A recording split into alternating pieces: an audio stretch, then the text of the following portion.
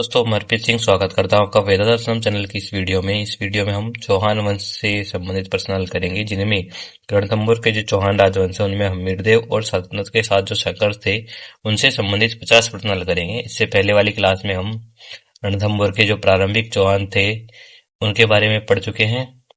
चलिए पहला प्रश्न देखते हैं आज का। हम्मीरदेव का राज्याभिषेक किस तिथि को संपन्न हुआ था? विक्रम संवत 1339 माघ शुक्ल पूर्णिमा, विक्रम संवत 1339 चैत्र शुक्ल प्रतिपदा, विक्रम संवत 1345 माघ शुक्ल पूर्णिमा या विक्रम संवत 1324 श्रावण शुक्ल पूर्णिमा। तो इसका सही उत्तर हो जाएगा ऑप्शन ए, विक्रम संवत 1339 माघ शुक्ल पूर्णिमा को। देखिए, जो जैत्र सिंह थे उन्होंने अपने ही जीवन काल में रविवार के दिन विक्रम संवत 1339 या 1282 ईस्वी में माघ शुक्ल पूर्णिमा के दिन हम्मीरदेव जो थे उनका राज्याभिषेक किया था। ठीक है, अगला प्रश्न। निम्न कथनों पर विचार करें। ये जो कथन है वो हम्मीरदेव की दिग्विजय अभियान से संबंधित है। ठीक है, हम्मीरदेव से संबंधित है। हम्मीरदेव याद रखना। चलिए कथन देखते हैं। उन्होंने सर्वप्रथम उत्तर पश्चिम के भीमरस के शासक अर्जुन को पराजित किया। चित्तौड़ के शासक भोज परमार को हराकर उनसे कर वसूल किया। दक्षिण में मालवा के धार राज्य के शासक को पराजित किया। दिग्विजय से लौटने के बाद कोटिय जन यज्ञ का आयोजन किया। तो देखिए इसमें से कौन से सही है ये हमें देखना है। तो इसमें जो चारों ऑप्शन है वो चारों ऑप्शन सही हो जाएंगे। इसमें ऑप्शन डी सही हो जाएगा। देखिए, हम्मीर जो थे उन्होंने भीमरस के अर्जुन को हराया, फिर जो धार है मालवा वहां के भोज परमार को पराजित किया। इसके बाद में चित्तौड़, आबू, वर्धनपुर और पुष्कर होते हुए लौटे और कोटियजन यज्ञ किया। इस तरह से सारे ऑप्शन अपने सही हो जाएंगे। अगला प्रश्न, प्रश्न नंबर 53। दिग्विजय अभियान की सफलता के उपलक्ष्य में आयोजित कोटियजन यज्ञ के राजपुरोहित कौन थे? विश्वरूप, विद्यादित्य, राघवदेव या नयनचंद्र सूरी। तो इसका सही उत्तर हो जाएगा विश्वरूप, ऑप्शन ए। जो कोटियजन यज्ञ जो अश्वमेध यज्ञ के समान ही होता है, उसके जो राजपुरोहित थे वो विश्वरूप थे। और ऑप्शन बी जो विद्यादित्य है वो उनके दरबारी कवि थे। राघवदेव जो थे वो हम्मीर के गुरु थे। और नयनचंद्र सूरी जो है उन्होंने हम्मीर महाकाव्य की रचना की है। अगला प्रश्न, प्रश्न नंबर 54। निम्न कथनों पर विचार करें। जैत्र सिंह ने अपने सबसे बड़े पुत्र के स्थान पर हम्मीरदेव को अपना उत्तराधिकारी नियुक्त किया। कारण, हम्मीरदेव अपने भाइयों सुरतान और वीरमदेव में सबसे अधिक योग्य और वीर थे। तो इसमें ए और आर दोनों सही हो जाएंगे और आर जो है वो एक ही से व्याख्या करता है, ऑप्शन ए।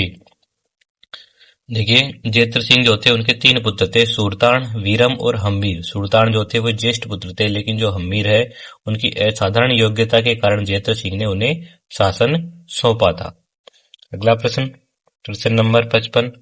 हम्मीरदेव की राज दरबार में किस विद्वान को कविराज या प्रधान दरबारी कवि का स्थान प्राप्त था?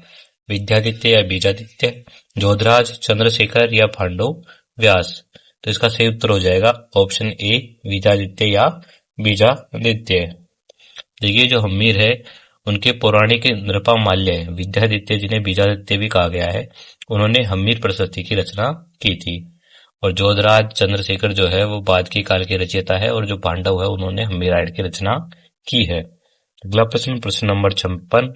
हम्मीर के दिग्विजय अभियान का सही भौगोलिक क्रमिक मार्ग क्या था? भीमरस, धार, चित्तौड़, आबू, पुष्कर, पुष्कर, चित्तौड़, धार, भीमरस, आबू, आबू, भीमरस, पुष्कर, चित्तौड़, धार, चित्तौड़, भीमरस या आबू, पुष्कर। तो इसका सही उत्तर हो जाएगा ऑप्शन ए। देखिए, जो हम्मीर थे उन्होंने पहले उत्तर पश्चिम भीमरस, फिर दक्षिण मालवा और धार, फिर मेवाड़, चित्तौड़ और फिर आबू की विजय की थी। अगला प्रश्न, प्रश्न नंबर 57। जैत्र सिंह द्वारा अपने जीवित रहते ही हम्मीर का अभिषेक करने का मुख्य दूरगामी प्रभाव क्या पड़ा? दिल्ली सल्तनत के साथ तत्काल शांति समझौता हुआ। रणथंभौर में भावी उत्तराधिकार संघर्ष की संभावना समाप्त हो गई। राज्य का 3 भागों में विभाजन हो गया। या हम्मीर ने तुर्कों की अधीनता स्वीकार कर ली। देखिए, इसमें ऑप्शन बी सही हो जाएगा। रणथंभौर में भावी उत्तराधिकार संघर्ष की जो संभावना है वो समाप्त हो गई थी, क्योंकि जैत्र सिंह जो थे उन्होंने अपनी उपस्थिति में ही योग्य पुत्र को राजा बना करके भाइयों के मध्य होने वाला जो संभावित गृह युद्ध था उसको रोक दिया, जिससे राज्य को स्थिरता मिली। अगला प्रश्न, प्रश्न नंबर 58। निम्न कथनों पर विचार करें। कथन ए, 1286 ईस्वी के बाद हमीर देव को अपनी शक्ति विस्तार का स्वर्ण अवसर प्राप्त हुआ। कारण, दिल्ली सुल्तान बलबन की मृत्यु के बाद लगभग 4 वर्षों तक दिल्ली में राजनीतिक शून्यता और अस्थिरता रही। इसमें भी दोनों सही हो जाएंगे, ए और आर दोनों सही है, और आर जो है वो एक ही से व्याख्या करता है। देखिए, जो बलबन की मृत्यु है वो 1286 ईस्वी में हुई थी। उसके बाद में दिल्ली की कमजोरी का लाभ उठा करके हमीर जो थे उन्होंने अपनी दिग्विजय नीति को तीव्रता से लागू किया। अगला प्रश्न, प्रश्न नंबर 59, हमीर देव को किन विशेषणों से जाना जाता है? रणस्तंभपुर का शासक, बांका हमीर, हमीर हटीला या उपरोक्त सभी। तो इसका सही उत्तर हो जाएगा उपरोक्त सभी। देखिए, जो हमीर थे उनको रणस्तंभपुर का शासक, बांका हमीर और हमीरा हटीलो ऐसे विशेषणों से विभूषित किया गया है। ये तीनों ही जो है वो हमीर की एक विशिष्ट ऐतिहासिक पहचान है। अगला प्रश्न, प्रश्न नंबर 60, हमीर देव के सैन्य जीवन के संदर्भ में कौन सा तथ्य ऐतिहासिक रूप से प्रमाणित है? उन्होंने अपने जीवन में कुल 17 युद्ध लड़े, जिनमें से 16 में विजयी रहे। उन्होंने केवल 5 युद्ध लड़े और सभी जीते। उन्होंने जलालुद्दीन खिलजी को युद्ध में बंदी बना लिया था। वे अपने प्रथम युद्ध में ही अलाउद्दीन से हार गए थे। तो देखिए, इसका सही उत्तर जो है वो जाएगा ऑप्शन ए। उन्होंने अपने जीवन में कुल 17 युद्ध लड़े, जिनमें से 16 में विजयी रहे, और 16 युद्धों में विजय रहे, और जो 17वां अंतिम युद्ध था वो अलाउद्दीन के विरुद्ध लड़ते हुए उन्होंने वीरगति प्राप्त की थी। अगला प्रश्न, प्रश्न नंबर 61, जलालुद्दीन खिलजी के 1290 ईस्वी के आक्रमण के समय कौन सा वीर चौहान सेनापति झाइन की रक्षा करते हुए वीरगति को प्राप्त हुआ? भीम सिंह, गुरुदास सैनी, धर्म सिंह या रणमल? तो इसका सही उत्तर हो जाएगा गुरुदास सैनी, ऑप्शन बी। देखिए, जो 1290 ईस्वी में जलालुद्दीन ने आक्रमण किया, उस समय झाइन दुर्ग को बचाने के प्रयास में जो चौहान सेनापति थे गुरुदास सैनी, वो मारे गए थे। उन्होंने वीरगति प्राप्त की थी। अगला प्रश्न, प्रश्न नंबर 62, मैं ऐसे 10 दुर्गों को मुसलमान के एक बाल के बराबर भी महत्व नहीं देता। जलालुद्दीन खिलजी ने यह कथन कब कहा? झाइन विजय के तुरंत बाद, रणथंभौर दुर्ग की घेराबंदी उठाने का निर्णय लेते समय, हमीर से संधि करने के बाद, या अपनी ताजपोशी के समय? तो इसका सही उत्तर हो जाएगा ऑप्शन बी, रणथंभौर दुर्ग की घेराबंदी उठाने का निर्णय लेते समय। दुर्ग की मजबूती के कारण जब विजय असंभव लगी और सेना में हताशा बढ़ी, तब सुल्तान ने अपनी विफलता को छिपाने के लिए ऐसा कहा था कि मैं ऐसे 10 दुर्गों को मुसलमान के एक बाल के बराबर भी महत्व नहीं देता। अगला प्रश्न, प्रश्न नंबर 63, किस ऐतिहासिक कृति में जलालुद्दीन खिलजी के रणथंभौर अभियानों का विस्तृत आंखों देखा विवरण मिलता है? खजाइन उल फुतूह, मिफ्ता उल फुतूह, हमीर महाकाव्य या तारीख ए फिरोजशाही? तो इसका सही उत्तर हो जाएगा मिफ्ता उल फुतूह, ऑप्शन बी। देखिए, अमीर खुसरो के जो रचयिता है वो मिफ्ता उल फुतूह है, उसमें जलालुद्दीन के अभियानों का विवरण मिलता है। अगला प्रश्न, प्रश्न नंबर 64, झाइन दुर्ग को रणथंभौर की कुंजी क्यों कहा जाता था? वहां रणथंभौर दुर्ग की असली चाबियां रखी जाती थी।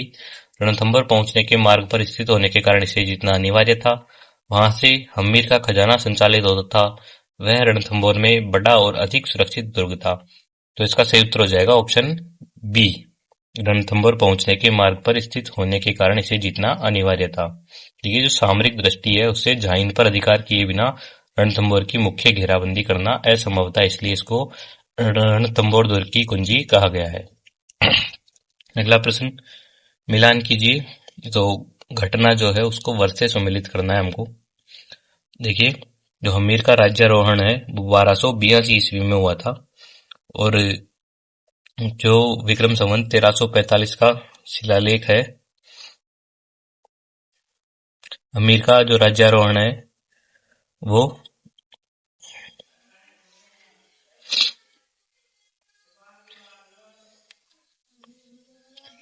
देखिए, जलालुद्दीन का जो प्रथम आक्रमण है वो 1290 ईस्वी में हुआ था। जलालुद्दीन का जो द्वितीय आक्रमण है वो 1292 ईस्वी में हुआ था, और हमीर का जो विक्रम संवत 1345 का शिलालेख है वो 1282 ईस्वी का है। इस तरह से ऑप्शन 2, 1, 3, 4, ऑप्शन ए सही हो जाएगा अपना, ऑप्शन 1। अगला प्रश्न देखिए, जलालुद्दीन द्वारा घेरा उठाने के कारणों का विश्लेषण करने वाला सत्य कथन चुनिए। सुल्तान को दिल्ली में मंगोल आक्रमण की सूचना मिली थी। वर्षा ऋतु का आगमन और दुर्ग की अपराजियता प्रमुख कारण थे। हमीरदेव ने सुल्तान को भारी कर देना स्वीकार कर लिया था। तुर्क सेना ने विद्रोह कर दिया था। तो देखिए इसका जो सही उत्तर है वो हो जाएगा ऑप्शन बी, वर्षा ऋतु का आगमन और दुर्ग की अपराजियता प्रमुख कारण थे। जो बर्नी और खुसरो है उनके अनुसार लंबी घेराबंदी के बाद भी सफलता न मिलना और दुर्ग की जो मजबूती है वही पीछे हटने का कारण बनी। अमीर ने कभी भी संधि नहीं की थी। अगला प्रश्न, प्रश्न नंबर 67। अमीर खुसरो के अनुसार झाइन विजय के बाद तुर्क सेना ने वहां के मंदिरों के साथ क्या व्यवहार किया? उन्हें सुरक्षित रखकर वहां सैनिक चौकियां बनाई, मूर्तियों को तोड़ दिया और मंदिरों को नष्ट किया, उन्हें मस्जिदों में परिवर्तित कर दिया, या अमीर के डर से उन्हें हाथ नहीं लगाया? देखिए इसका सही उत्तर हो जाएगा ऑप्शन बी, उन्होंने मूर्तियों को तोड़ दिया और मंदिरों को नष्ट कर दिया। जो सुल्तान थे उन्होंने वहां के मंदिरों को तोड़वाया और मूर्तियों को खंडित करवा दिया था, जैसा कि उस समय के जो आक्रमणकारी थे, तुर्क आक्रमणकारी, वो ऐसा ही करते थे। अगला प्रश्न, प्रश्न नंबर 68। जलालुद्दीन के आक्रमण के समय हम्मीर की दिग्विजय नीति का क्या प्रभाव रहा? उनके पास एक विशाल और अनुभवी सेना तैयार थी। पड़ोसी राज्य उनके विरुद्ध जलालुद्दीन से मिल गए थे। धन के अभाव में वे सेना का वेतन नहीं दे पा रहे थे। हम्मीर ने दुर्ग छोड़कर जंगलों में शरण ले ली। देखिए इसका सही उत्तर हो जाएगा ऑप्शन ए, उनके पास एक विशाल और अनुभवी सेना तैयार थी। जो दिग्विजय अभियान किए उन्होंने, उनके कारण जो अमीर की सैन्य शक्ति थी वो अपने चरम पर थी, जिससे वे दिल्ली सल्तनत का मुकाबला करने में सक्षम रहे। अमीर जो थे वो अंत तक दुर्ग में डटे रहे और आर्थिक संकट जो था वो अलाउद्दीन के समय उत्पन्न हुआ था। अगला प्रश्न, निम्न कथनों पर विचार करें। जलालुद्दीन खिलजी रणथंभौर दुर्ग के भीतर प्रवेश करने में सफल रहा। देखिए ये जो कथन है वो असत्य है। जलालुद्दीन जो है वो केवल झाइन दुर्ग, रणथंभौर की कुंजी, वहां तक ही पहुंच पाया था। रणथंभौर दुर्ग के भीतर प्रवेश नहीं कर सका था। तो इस तरह से जो ऑप्शन ए है वो गलत हो जाएगा, ऑप्शन बी सही रहेगा यहाँ। अगला प्रश्न, प्रश्न नंबर 70। मंगोल विद्रोहियों मीर मोहम्मद और कहब्रू के मध्य क्या संबंध था? वे पिता पुत्र थे, वे सगे भाई थे, वे एक दूसरे के कट्टर दुश्मन थे, वे अलाउद्दीन के सगे साले थे? देखिए इसका जो सही उत्तर है वो हो जाएगा ऑप्शन बी, वे सगे भाई थे। मीर मोहम्मद और कहब्रू थे वो भाई थे, उन्होंने मिलकर विद्रोह किया और अमीर के पास में आकर शरण ली थी। अगला प्रश्न देखिए, प्रश्न नंबर 71। अलाउद्दीन खिलजी के किन मंगोल विद्रोहियों को हमीर देव ने शरण दी थी? उलुग खां, नुसरत खां, मीर मोहम्मद शाह और कहब्रू, अल्फ खां और जाफर खां, मंगू खां और अकात खां? तो इसका सही उत्तर हो जाएगा मीर मोहम्मद शाह और कहब्रू खां। ये जो थे वो मंगोल विद्रोही थे। इन्होंने जालोर से लूट का माल लेकर हमीर की शरण में आ गए थे। हमीर ने इन्हें जगाना की जागीर भी प्रदान की थी। अगला प्रश्न, प्रश्न नंबर 72। 1299 में रणथंभौर पर प्रथम आक्रमण के समय अलाउद्दीन की सेना का नेतृत्व किन सेनापतियों ने किया था? उलुग खां और नुसरत खां, मलिक काफूर और अल्प खां, जलालुद्दीन खिलजी और अरकली खां, रणमल और रतीबाल? तो इसका सही उत्तर हो जाएगा उलुग खां और नुसरत खां, ऑप्शन ए। जो सुल्तान थे उन्होंने अपने दो सबसे विश्वसनीय सेनापति जो थे उनको विशाल सेना के साथ में रणथंभौर फतेह के लिए भेजा था। अगला प्रश्न, प्रश्न नंबर 73। हिंदू वाट घाटी के युद्ध 1299 ईस्वी के दौरान किस चौहान सेनापति ने अदम्य साहस दिखाते हुए वीरगति प्राप्त की? धर्म सिंह, भीम सिंह, गुरदास सैनी या भोज परमार? तो इसका सही उत्तर हो जाएगा ऑप्शन बी, भीम सिंह। देखिए लौटती हुई तुर्क सेना थी, उस पर दोबारा आक्रमण के समय भीम सिंह जो थे वो शत्रुओं से घिर गए और लड़ते हुए वीरगति को प्राप्त हुई। अगला प्रश्न, हमीरदेव ने भीम सिंह की मृत्यु का दोषी किसे माना और उसे क्या दंड दिया? धर्म सिंह को उसे अंधा करवा दिया, रतिपाल को उसे देश निकाला दे दिया, मीर मोहम्मद शाह को उसे जेल में डाल दिया, या भोज परमार को उसका सिर कटवा दिया? तो इसका सही उत्तर हो जाएगा ऑप्शन ए, धर्म सिंह को और उसे अंधा करवा दिया था। हमीर को लगा कि जो धर्म सिंह थे उनकी लापरवाही के कारण भीम सिंह जो थे वो अकेले पड़ गए थे, इसलिए उन्होंने धर्म सिंह को अंधा करवा करके पद से हटा दिया था। अगला प्रश्न, रणथंभौर दुर्ग की घेराबंदी के दौरान अलाउद्दीन की किस प्रसिद्ध सेनापति की मृत्यु दुर्ग से फेंके गए पत्थर की चपेट में आने से हुई? उलुग खां, नुसरत खां, जाफर खां या अकाद खां? तो इसका सही उत्तर हो जाएगा नुसरत खां, ऑप्शन बी। हमीर महाकाव्य जो है उसके अनुसार दुर्ग के रक्षकों द्वारा फेंका गया एक पत्थर जो है वो नुसरत खां को लगा, जिससे उसकी मृत्यु हो गई थी। अगला प्रश्न, प्रश्न नंबर 76, इनका मिलान करना है। ये हिंदू वाट जो है उस घाटी के युद्ध का घटनाक्रम है, इनका हमको मिलान करना है। देखिए, जो भीम सिंह थे वो वीर गति को प्राप्त हुए थे। धर्म सिंह जो थे उनको दंड मिला था, उनको अंधा कर दिया गया था। और उलुग खां जो है वो एक हमलावर था, और मोहम्मद शाह जो है वो एक शरणागत था। तो उलुग खां तुर्क आक्रमणकारी सेनापति था और मोहम्मद शाह जो थे वो मंगोल विद्रोही थे। इस तरह से ऑप्शन 2, 1, 4, 3 ऑप्शन ए सही हो जाएगा। अगला प्रश्न, उलुग खां ने संधि के प्रस्ताव के रूप में हम्मीरदेव के समक्ष कौन सी मुख्य शर्तें रखी थी? 4 लाख स्वर्ण मुद्राएं और रणथंभौर का समर्पण, हम्मीर की पुत्री देवलदे का विवाह सुल्तान से करना और मंगोलों को सौंपना, चित्तौड़ और आबू का शासन तुर्कों को देना, हम्मीर का स्वयं दिल्ली दरबार में उपस्थित होना। तो इसका सही उत्तर हो जाएगा हम्मीर की पुत्री देवलदे का विवाह सुल्तान से करना और मंगोलों को सौंपना, ऑप्शन बी। देखिए, जो उलुग खां थे उन्होंने मंगोल विद्रोहियों की सुपुर्दगी और राजकुमारी देवलदे के विवाह जैसी अपमानजनक बातें की थी, ऐसी शर्तें रखी थी जिनको हम्मीर ने ठुकरा दिया था। अगला प्रश्न, निम्न कथनों पर विचार करें।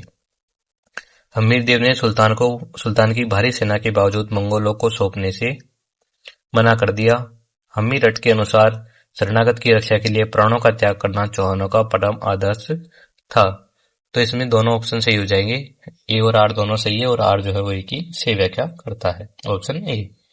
अगला प्रश्न, प्रश्न नंबर 79, नुसरत खां की मृत्यु के बाद उलुग खां की प्रतिक्रिया क्या थी? उसने तुरंत दुर्ग पर धावा बोल दिया, वह घेरा उठाकर जहीन की ओर पीछे हट गया, उसने हम्मीर से गुप्त रूप से हाथ मिला लिया, उसने स्वयं को नया सुल्तान घोषित कर दिया। तो देखिए, इसका सही उत्तर हो जाएगा ऑप्शन बी, वह घेरा उठाकर जहीन की ओर पीछे हट गया। जो प्रमुख सेनापति थे उसकी मृत्यु के कारण तुर्क सेना में भय और अव्यवस्था फैल गई थी, जिसके कारण उलुग खां जो थे उनको पीछे हटना पड़ा। अगला प्रश्न, प्रश्न नंबर 80, धर्म सिंह को पदमुक्त करने के बाद हम्मीर ने किसे दंडनायक नियुक्त किया जिसकी गलत आर्थिक नीतियों ने जनता में असंतोष पैदा किया? रतिपाल, रणमज, भोजराज या सर्जन शाह? तो इसका सही उत्तर हो जाएगा रतिपाल, ऑप्शन ए। धर्म सिंह जो थे उनके बाद में रतिपाल को दंडनायक बनाया गया। उसने जनता पर अभाव मतलब अतिरिक्त कर लादे, जिससे आंतरिक अशांति बढ़ गई थी। अगला प्रश्न, प्रश्न नंबर 81, रणथंभौर की घेराबंदी के दौरान प्रयुक्त सैन्य यंत्रों के संदर्भ में कौन सा वर्गीकरण सही है? तुर्क आक्रमणकारी, पासेब, गरगज, अरादा, चौहान रक्षक, ढेकुलिया मरकटी। तुर्क आक्रमणकारी ढेकुलिया मरकटी, चौहान रक्षक पासेब गरगज। केवल तुर्क सेना ने यंत्रों का प्रयोग किया, चौहानों के पास कोई यंत्र नहीं था। पासेब और गरगज का प्रयोग केवल रक्षात्मक कार्यों के लिए किया गया। तो इसका सही उत्तर हो जाएगा ऑप्शन ए। जो तुर्क आक्रमणकारी थे उनके पास में पासेब जो है, जो एक चबूतरा होता था पत्थर फेंकने के लिए, अरादा था, और जो चौहान रक्षक है उनके पास में ढेकुलिया और मरकटी थी। देखिए, जो तुर्क सेना थी वो दीवारों तक पहुंचने के लिए जो पासेब है, चबूतरा और पत्थर फेंकने के लिए मगरबी अरादा का प्रयोग करती थी, जबकि जो चौहान सेना थी उन्होंने दुर्ग के भीतर ढेकुलिया और मरकटी यंत्रों से पत्थर बरसाए। अगला प्रश्न, प्रश्न नंबर 82, रणथंभौर के पतन में किन दो व्यक्तियों का विश्वासघात निर्णायक सिद्ध हुआ? भीम सिंह और धर्म सिंह, रणमल और रतिपाल, मीर मोहम्मद शाह और कैबरू, उलुग खां और नुसरत खां? तो इसका सही उत्तर हो जाएगा रणमल और रतिपाल, ऑप्शन बी। अलाउद्दीन जो था उन्होंने इनको दोनों को दुर्ग का लालच देकर के अपनी ओर मिला लिया था, जिससे दुर्ग के जो गुप्त रास्ते हैं वो और रसद की जो कमजोरी है उसका पता सुल्तान को चल गया था। अगला प्रश्न, प्रश्न नंबर 83, दुर्ग में सोने के 2 दानों के बदले चावल का 1 दाना भी नसीब नहीं था। यह विवरण किस परिस्थिति को दर्शाता है? हम्मीरदेव की अत्यधिक विशालता, दुर्ग की लंबी घेराबंदी के कारण उत्पन्न भीषण खाद्य संकट, हम्मीर द्वारा जनता पर लगाए गए भारी कर, तुर्क सेना की रसद आपूर्ति की प्रचुरता। तो इसका सही उत्तर हो जाएगा दुर्ग की लंबी घेराबंदी के कारण उत्पन्न हुए भीषण खाद्य संकट, ऑप्शन बी। 1 वर्ष तक घेराबंदी चली थी, जिसने दुर्ग के भीतर अनाज के भंडार समाप्त कर दिए थे, जिससे जो रक्षक थे वो हताश हो गए थे। अगला प्रश्न, निम्न घटनाओं को सही कालक्रम में व्यवस्थित करें। जाहिन दुर्ग पर तुर्कों का अधिकार, नुसरत खां की पत्थर लगने से मृत्यु, सुल्तान अलाउद्दीन का स्वयं रणथंभौर पहुंचना, दुर्ग के भीतर अनाज का भीषण अकाल, रणमल और रतिपाल का विश्वासघात। देखिए इसमें सही जो ऑप्शन है वो हो जाएगा ऑप्शन ए, क्योंकि सबसे पहले जो जाहिन है रणथंभौर की कुंजी वो जीती गई, फिर नुसरत खां की मृत्यु हुई, उसके बाद में जो सुल्तान है जो स्वयं आया था, और उसके बाद में रसद का संकट आया, और अंत में जो रणमल रतिपाल थे उन्होंने विश्वासघात कर दिया था। अगला प्रश्न, प्रश्न नंबर 85, अलाउद्दीन खिलजी द्वारा रणथंभौर दुर्ग की घेराबंदी के लिए निर्मित पाशेप क्या था? एक गुप्त सुरंग जो सीधे महल तक जाती थी, दुर्ग की दीवार की ऊंचाई तक पहुंचने वाला मिट्टी और बोतलों से बना चबूतरा, एक विशाल गुलेल जिससे पत्थर फेंके जाते थे, लकड़ी की एक चलती फिरती मीनार। तो इसका सही उत्तर हो जाएगा दुर्ग की दीवार की ऊंचाई तक पहुंचाने वाला मिट्टी और बोतलों से बना चबूतरा, ऑप्शन बी। देखिए जो पासेव है उसका निर्माण सैनिकों ने दीवार की बराबर ऊंचाई पर पहुंचने के लिए किया था, ताकि वो सीधे आक्रमण कर सके, और जो लकड़ी की मीनार है उसको गरगज कहा जाता था। अगला प्रश्न, प्रश्न नंबर 86, हम्मीर देव के शासन के अंतिम वर्षों में जनता में असंतोष का प्रमुख कारण क्या था? हम्मीर का धार्मिक रूप से कट्टर होना, धर्म सिंह द्वारा सेना के खर्चे हेतु लादे गए भारी अभाव अतिरिक्त कर, तुर्क सुल्तान ने हम्मीर की मित्रता, हम्मीर द्वारा दिग्विजय अभियान बंद कर देना। तो इसका सही उत्तर हो जाएगा धर्म सिंह द्वारा सेना के खर्चे हेतु लागे गए भारी कर, ऑप्शन बी। अगला प्रश्न देखिए, प्रश्न नंबर 87, अलाउद्दीन खिलजी ने रणथंभौर के दुर्ग की घेराबंदी लगभग कितनी अवधि तक जारी रखी? 3 माह, 6 माह, लगभग 1 वर्ष या 3 वर्ष? इसका सही उत्तर हो जाएगा लगभग 1 वर्ष, ऑप्शन सी। सुल्तान जो था उसको दुर्ग को जीतने में बहुत मशक्कत करनी पड़ी, और लगभग 1 साल तक घेरा रखने के बाद ही सफलता मिली। अगला प्रश्न, प्रश्न नंबर 88, अलाउद्दीन ने हमीरदेव के पास अंतिम संधि वार्ता हेतु किस दूत को भेजा? महलनसी, उलुग खां, रणमल या सर्जन शाह? तो इसका सही उत्तर हो जाएगा महलनसी, ऑप्शन ए। घेराबंदी के दौरान जो उलुग खां थे उसने महलनसी नामक दूत को वार्ता के लिए भेजा था, लेकिन जो हमीर थे उन्होंने समझौता करने से इनकार कर दिया था। अगला प्रश्न, निम्न कथनों पर विचार करें। रणमल और रतिपाल को उसकी सेवा के बदले अलाउद्दीन ने रणथंभौर का प्रशासन सौंप दिया। तो ये बिल्कुल गलत हो जाएगा, कथन गलत है, ऑप्शन बी। देखिए जो सुल्तान थे उन्होंने रणमल रतिपाल को यह कहकर के मरवा दिया था कि जो अपने शासक के प्रति वफादार नहीं रहे वे मेरे कभी नहीं हो सकते। अगला प्रश्न, प्रश्न नंबर 90, तुर्क सेना द्वारा दुर्ग की दीवारों को तोड़ने हेतु प्रयुक्त यंत्र मगरबी की क्या विशेषता थी? यह दुर्ग के भीतर आग के गोले फेंकता था, यह भारी पत्थर फेंकने वाला एक यंत्र था, यह दीवारों के नीचे सुरंग खोदने वाला यंत्र था, यह सैनिकों को दीवार पर चढ़ाने वाली सीढ़ी थी। देखिए इसका सही उत्तर हो जाएगा ऑप्शन बी, ये भारी पत्थर फेंकने वाला एक यंत्र था। मगरबी या फिर जो अरादा है, ऐसे यंत्रों का उपयोग दुर्ग की जो दीवारें थी उन पर भारी पत्थर बरसाने के लिए किया जाता था। अगला प्रश्न, प्रश्न नंबर 91, रणथंभौर दुर्ग के पतन की सर्वमान्य तिथि क्या है और हम्मीर महाकाव्य में कौन सी भिन्न तिथि दी गई है? 11 जुलाई 1301 सर्वमान्य, या हम्मीर महाकाव्य में 12 जुलाई 1301?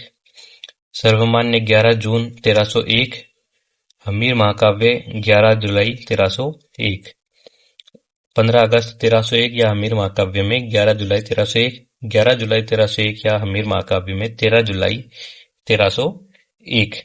देखिए इसका जो सही उत्तर है वो हो जाएगा 11 जुलाई 1301 जो है वो सर्वमान्य है, और जो हम्मीर महाकाव्य है उसमें 12 जुलाई 1301 है। तो ऑप्शन ए सही हो जाएगा। आधिकारिक रूप से जो पतन है वो 11 जुलाई 1301 को हुआ था, लेकिन जो हम्मीर महाकाव्य है उसमें तिथि जो है वो 12 जुलाई बताई गई है। अगला प्रश्न, प्रश्न नंबर 92, रणथंभौर के शाखा के संदर्भ में जौहर के प्रकारों पर विचार कीजिए। रानी रंगदेवी ने दुर्ग के भीतर अग्नि जौहर का नेतृत्व किया।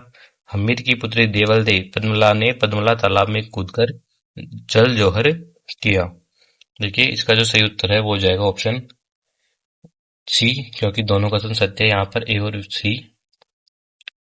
अगला प्रश्न, प्रश्न नंबर 93। हमीरदेव की मृत्यु के उपरांत उनके किस विश्वसनीय सेनापति ने कुछ समय तक तुर्कों के विरुद्ध प्रतिरोध जारी रखा?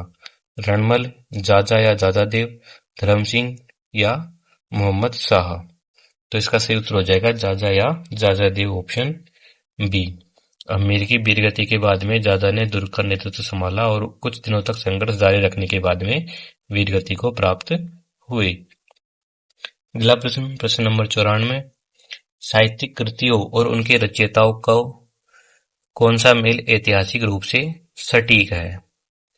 हम्मीर महाकाव्य नैनचंद्र सूरी, हम्मीर रासो सारंगधर, हम्मीर रासो जोधराज या उपरोक्त सभी?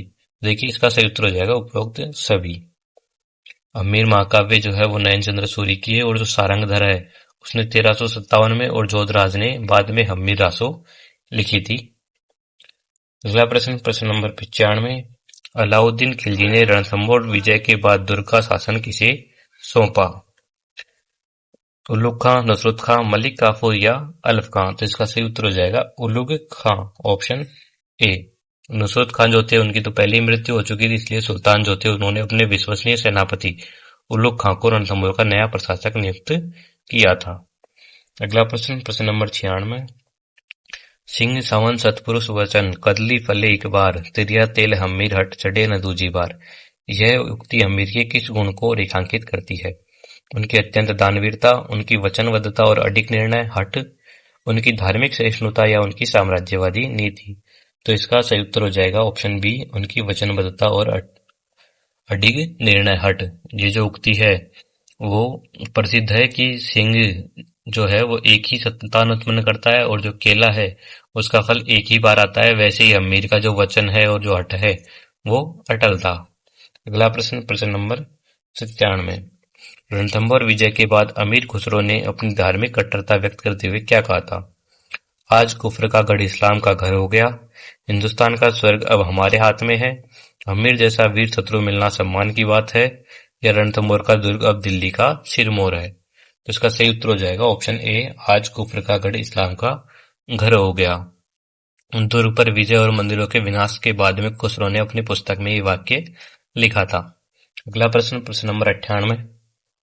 हम्मीरदेव ने अपने पिता चेत्र सिंह के 32 वर्षों के शासन की स्मृति में रणथंभौर में क्या बनवाया? 32 खंभों की छतरी, 84 खंभों की छतरी, 32 मंजिला विजय स्तंभ या त्रिनेत्र गणेश मंदिर? तो इसका सही उत्तर हो जाएगा 32 खंभों की छतरी, जिसे न्याय की छतरी भी कहा जाता है। हमीरदेव जो थे उन्होंने अपने पिता के शासनकाल की याद में 32 खंभों की छतरी बनवाई थी, जहां बैठकर वे खुद न्याय किया करते थे। अगला प्रश्न, प्रश्न नंबर 99। विजय के बाद अलाउद्दीन ने घायल मंगोल विद्रोही मुगल शाह के साथ क्या व्यवहार किया? उसे अपना मुख्य सेनापति बना लिया, उसे हाथी के पैरों तले कुचलवा कर मरवा दिया, उसे सम्मान पूर्वक वापस गजनी भेज दिया, या उसे रणथंभौर का राज्यपाल नियुक्त किया? तो इसका सही उत्तर हो जाएगा ऑप्शन बी, उसे हाथी के पैरों तले कुचलवा कर मरवा दिया। सुल्तान ने जब उससे पूछा, यदि मैं तुम्हें ठीक करा दूं तो तुम क्या करोगे? तो मोहम्मद शाह ने कहा था कि मैं तुम्हें मारकर हम्मीर के वंशज को गद्दी पर बैठाऊंगा। इससे क्रोधित होकर सुल्तान ने उसे मरवा दिया था। अगला प्रश्न, प्रश्न नंबर 100। हम्मीर देव के पतन के कारणों का सही संश्लेषण क्या है? अलाउद्दीन की साम्राज्यवादी महत्वाकांक्षा, हम्मीर का मंगोलों को शरण देने का हठ, दुर्ग के भीतर भीषण अकाल और रसद की कमी, रणमल और रतिपाल का विश्वासघात? देखिए इसमें जो चारों ऑप्शन है वो चारों ऑप्शन ही बिल्कुल सही है, 1, 2, 3, 4। तो ऑप्शन डी सही हो जाएगा। रणथंभौर का जो पतन है वो किसी एक कारण से नहीं, बल्कि ये सारे जो कारण थे उनके कारण हुआ था। इस तरह हमारे रणथंभौर के चौहानों से संबंधित 100 प्रश्न हो चुके हैं। इसके बाद हम जालोर के चौहान पढ़ेंगे। धन्यवाद।